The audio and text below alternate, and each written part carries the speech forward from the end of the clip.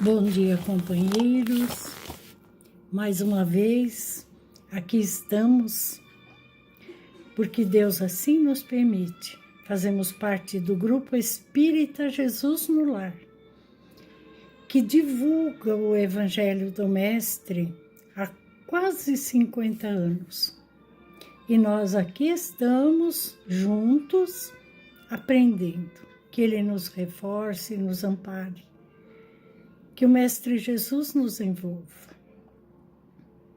Graças a Deus. Nós temos hoje uma lição do nosso Emmanuel na mediunidade de Chico Xavier. É uma lição meia comprida, e eu vou ler ela inteira para que nós possamos entender a mensagem que Emmanuel passa para nós nestes momentos difíceis, em que nós recebemos algumas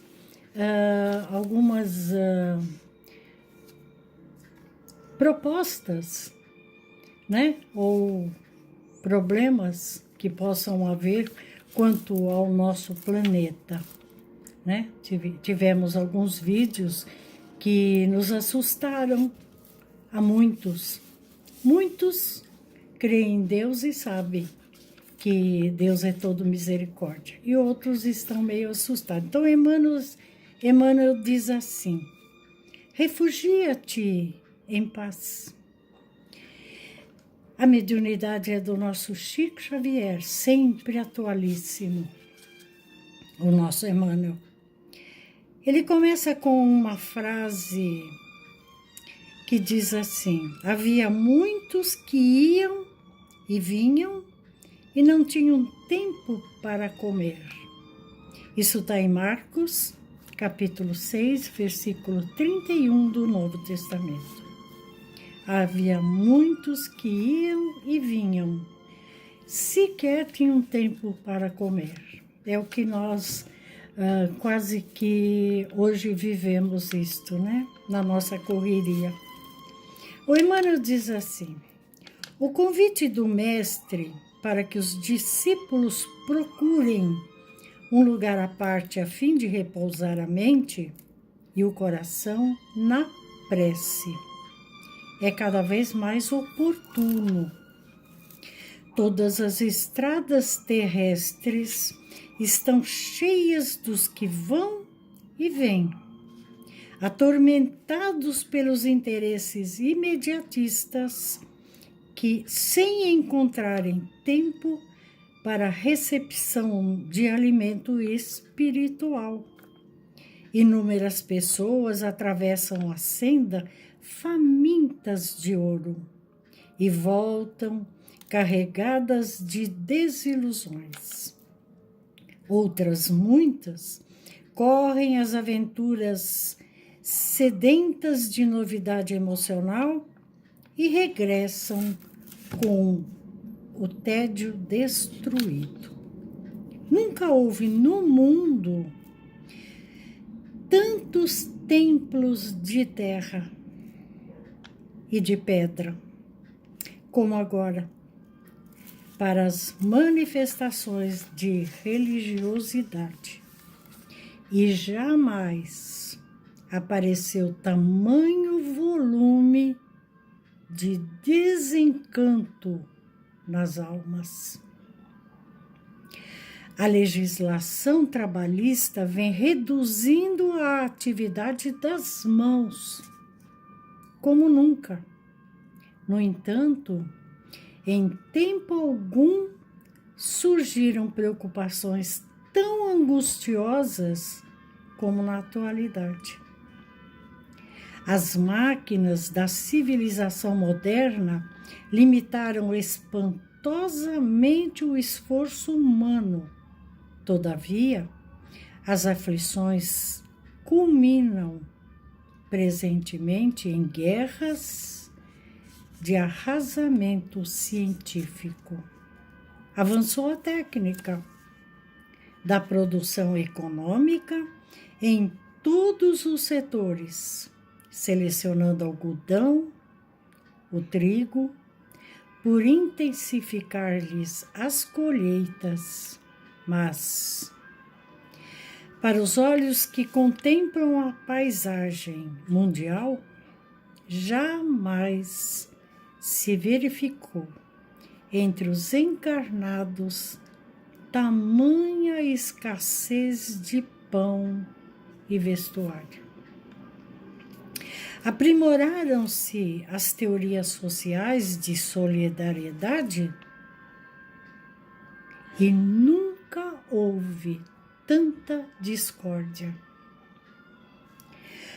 Como acontecia nos tempos de permanência de Jesus no apostolado, a maioria dos homens permanece no vai e vem dos caminhos, entre a procura desorientada e o achado falso, entre a mocidade leviana e a velhice desiludida, entre a saúde menosprezada e a moléstia sem proveito, entre a encarnação perdida e a desencarnação em desespero. O meu amigo, se adotas efetivamente o aprendizado do Divino Mestre, retira-te a um lugar à parte e cultiva os interesses da tua alma. É possível que não encontres o jardim exterior que facilite a meditação, nem algum pedaço de natureza física onde repouses do cansaço material. Todavia, penetra o santuário dentro de ti. Há muitos sentimentos que te animam há séculos, imitando em teu íntimo o fluxo e o refluxo da multidão. Passam apressados do teu coração ao cérebro, incapacitados de acesso à luz espiritual. São os princípios fantasistas de paz e justiça, de amor e felicidade, que o plano da carne te impôs. Em certas circunstâncias de experiência transitórias, podem ser úteis. Entretanto, não vivas exclusivamente ao lado deles. Exerceriam sobre ti um cativeiro infernal. Refugia-te no templo à parte, dentro da tua alma, porque somente aí encontrarás as verdadeiras noções de paz, de justiça, de amor e da felicidade real a que o Senhor te destinou. Então, o que nós entendemos dessa lição que Emmanuel nos chama a atenção para aquilo que nós estamos fazendo? No primeiro capítulo do Evangelho segundo o Espiritismo, onde o Mestre Jesus traz para nós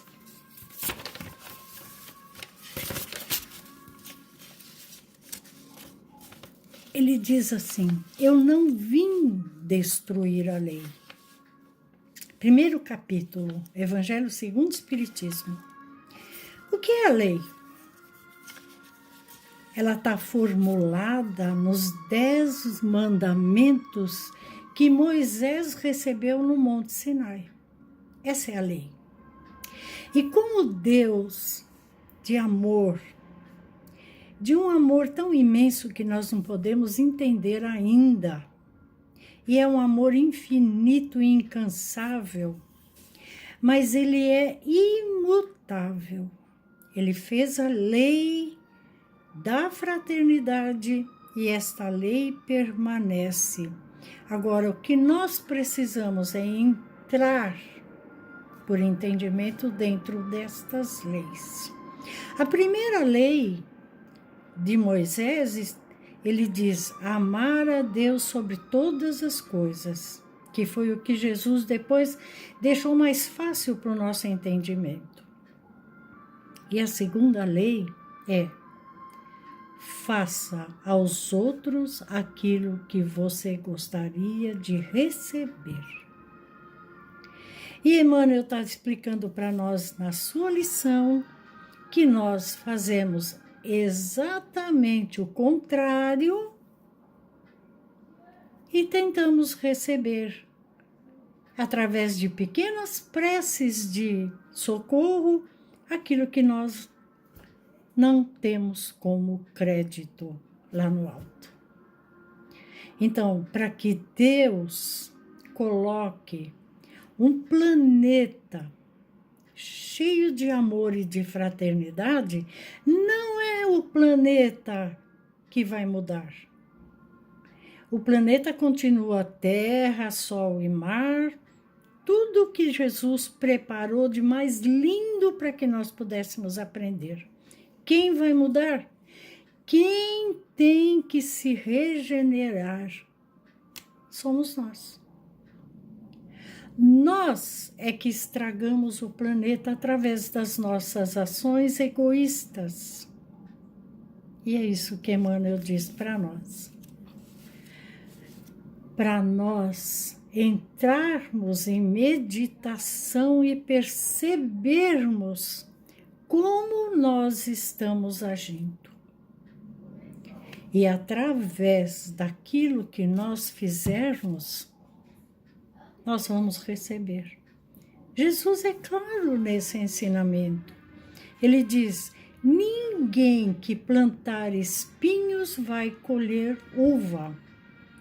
A cada um segundo as suas obras.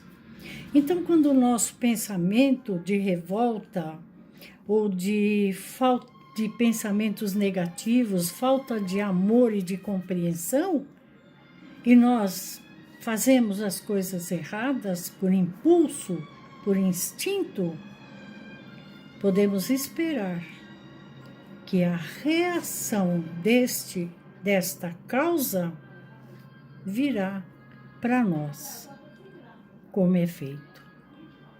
Por isso, temos neste instante algumas apreensões com aquilo que vai acontecer no nosso planeta, e realmente está na hora de nós entendermos isto. Eu creio que Deus não vai chamar a nossa atenção mais do que Ele já vem chamando, através da natureza se rebelando em vários lugares, através de tudo que Emmanuel diz aqui que nunca, por mais que se plante o trigo, nunca houve tanta fome no planeta. Tantas pessoas fugindo dos seus países para se abrigarem em outros. E o nosso Brasil, cheio de fé e de esperança, acolhe. Então, nós não precisamos orar só pelo Brasil. Nós precisamos orar por aqueles que nos governam, que fazem leis. Por aqueles que têm que ser fraternos nas suas ações, enxergar o outro como irmão, porque só o amor constrói. Jesus já nos disse isso. Então, quando nós, como Emmanuel nos diz, entra no teu íntimo e procura saber como está o teu coração, faça a prece, não para o outro, mas para que o teu coração se sensibilize. Aí sim, depois que ele sensibilizado e cheio de amor vibre e mande isso tudo para o nosso planeta e para as pessoas que vivem nele. a humanidade precisa de prece. Só que no capítulo 27 do Evangelho segundo o Espiritismo, que ele diz, pede e você vai obter, e Jesus diz, tudo o que pedires a Deus, Ele te dará, bate na porta dele, né? Que Ele vai abrir a porta. Só que tem uma condição, nos diz os espíritos amigos, os guias espirituais da humanidade. Tem uma condição que Jesus já havia nos ensinado. É preciso que ao elevar o nosso pensamento a Deus, o nosso coração já esteja sensibilizado, já esteja sem aquela terra dura do ressentimento, do orgulho, do egoísmo. É preciso que ele tenha portas e janelas abertas para que quando a gente elevar o nosso pensamento, o sol penetre e Deus nos ouve. O nosso coração endurecido, com medo, com raiva, ele é a porta dura que nos trava o pensamento até Deus, por mais que nós nos liguemos a Ele. Não adianta pedir se nós não plantarmos amor. Então receberemos amor. É da lei. Faça, se você realmente ama a Deus, se o respeita nas suas leis, faça ao outro aquilo que você gostaria que o outro te fizesse. Um olhar, um sorriso, um cumprimento, uma palavra de carinho ou simplesmente uma palavra, mostrando ao outro que você entende a sua aflição, porque nós também somos aflitos.